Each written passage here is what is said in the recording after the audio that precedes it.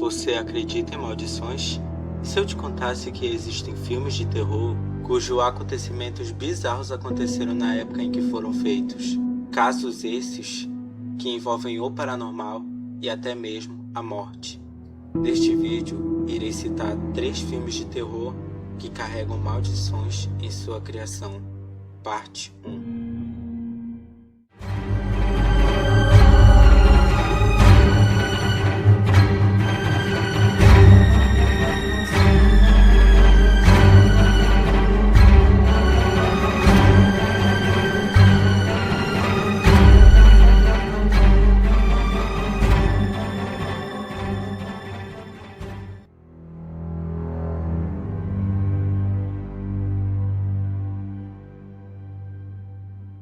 Um jovem casal se muda para um prédio habitado por pessoas estranhas, onde acontecimentos bizarros levam a jovem Rosemary, que está grávida, a duvidar de sua própria sanidade. Porém, o parto e a descoberta de uma seita diabólica irão finalmente mostrar a verdade. A vida imita a arte, e isso aconteceu com o bebê de Rosemary. Por causa do tema anticristão da película, William Castle, produtor do filme, começa a receber ameaças de morte. A maldição começou em abril de 1969, quando Castle é internado em caráter emergencial, com falência renal. Testemunhas do hospital afirmaram que ele estava delirando, dizendo: "Rosemary, pelo amor de Deus, solte essa faca." Outra coincidência bizarra é que no mesmo hospital estava Krzysztof Komeda, compositor da trilha sonora do filme e grande amigo do diretor do mesmo, Roman Polanski, e sua esposa, Sharon Tate. Assim como Hutch, o amigo de Rosemary, Komeda também morre por causa de um coágulo no cérebro. Em agosto de 1969, aconteceu um dos crimes mais brutais e cruéis de Hollywood. Sharon Tate, a esposa de Polanski, foi assassinada a facadas por 4 fanáticos de uma seita pequena e reclusa de Califórnia. Este crime ocorreu na casa de Polanski. Na porta do local, os criminosos escreveram um porco com o sangue das vítimas. Há 2 coincidências chocantes nesse assassinato. Uma das vítimas se chamava Rosemary, já a outra é mais triste e assustadora. Assim como Rosemary, Sharon Tate estava grávida do primeiro filho. Anos depois, Polanski eventualmente contou em sua biografia que chegou a cogitar Sharon para o papel de Rosemary.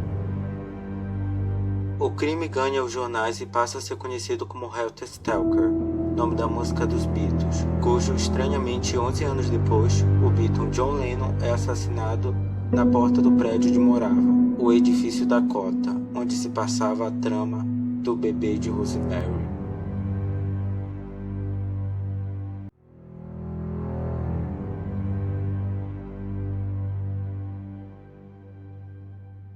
Robert Stone é um diplomata que está prestes a ter um filho com sua esposa Catherine, porém a criança morre logo após o parto, o que faz com que Robert adote um bebê para colocá-lo no lugar do filho, sem que sua esposa soubesse. 6 anos depois, Damien, o filho do casal, começa a dar sinais de que seja o anticristo.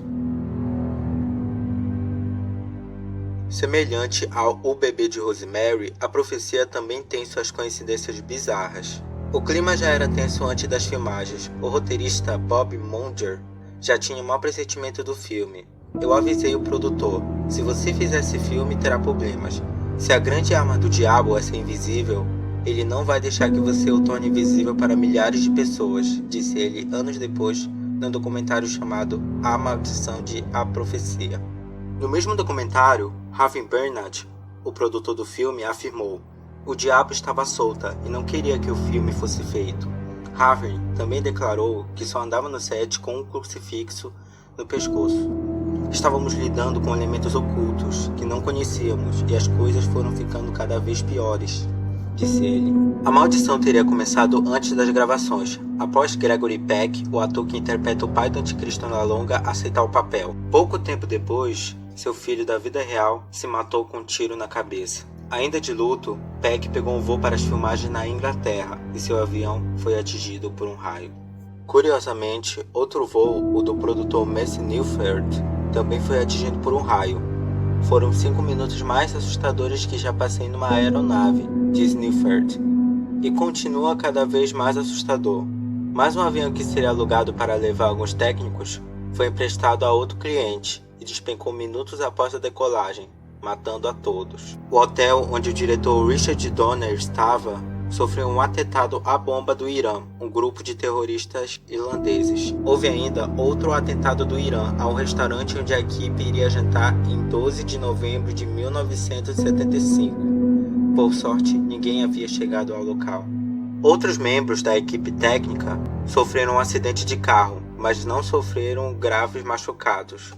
Um dublê teve de ser internado após ser atacado por um dos cães do longa-metragem, que normalmente eram bem comportados. Já outro membro da equipe morreu a ser atacado por um tigre. O título original do filme é The Omen, e ele foi um dos responsáveis por popularizar o número da besta, o número 666, o que nos leva para um dos acontecimentos mais bizarros do filme. John Richardson, responsável pelos efeitos especiais do filme, sofreu um grave acidente em uma estrada na Holanda. Liz Moore, sua acompanhante, morreu de imediato. Ela foi decapitada de maneira similar a uma das mortes que Richard criou em A Profecia. Ao sair do carro, ele viu uma placa que indicava a cidade de Omen, a 606,6 quilômetros.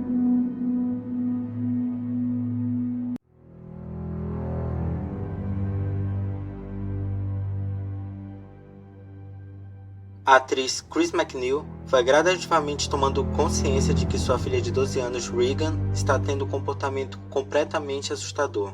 Deste modo, ela pede ajuda a um padre, que também é um psiquiatra, e este chega à conclusão de que a garota está possuída pelo demônio. Ele solicita então a ajuda de um segundo sacerdote, especialista em exorcismo, para tentar livrar a menina desta terrível maldição. O Exorcista é considerado um dos filmes mais amaldiçoados de terror. Porém, algumas das coisas que rolam na internet sobre são exageradas e totalmente falsas. Mas as verdadeiras também provocam um estranhamento. No filme, o ator Jack McGorry é o primeiro a morrer, despencando de uma escadaria enorme. Uma semana após as gravações, ele morreu de verdade, vítima de uma pneumonia.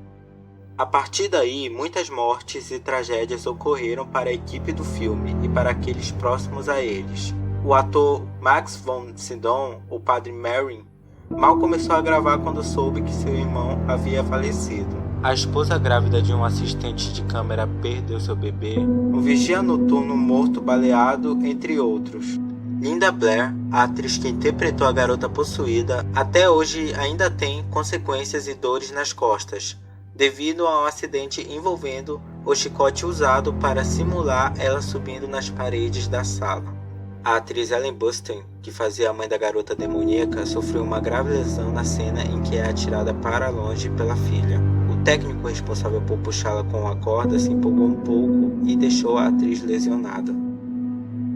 Em 1975, o filme ganhou uma versão teatral em Londres, onde a atriz Mary Urey, que interpretou a garota possuída nessa versão, foi para casa após a primeira noite e no dia seguinte foi encontrada morta na banheira de seu apartamento ao lado de restos de vômito.